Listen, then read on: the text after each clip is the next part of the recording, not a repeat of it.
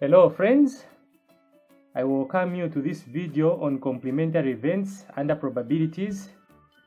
And the definition of complementary events, these are two opposite events. So if A and B are complementary events, then the probability of A happening plus the probability of B happening should be equal to 1. And so here's a question for us, an example on complementary events. And the question says, if the probability that Muyanga passes an examination is 0.47, find the probability that he will fail the examination.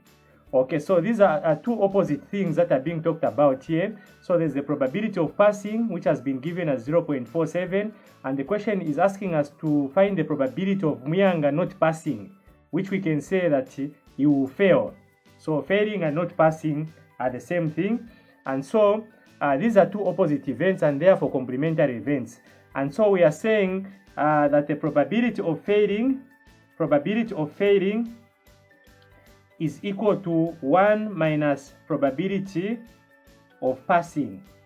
Okay, so according to the formula that we have, here that we have the probability of A plus the probability of B. So when we take one of these components on the other side, we are going to subtract 1 minus the component that we have.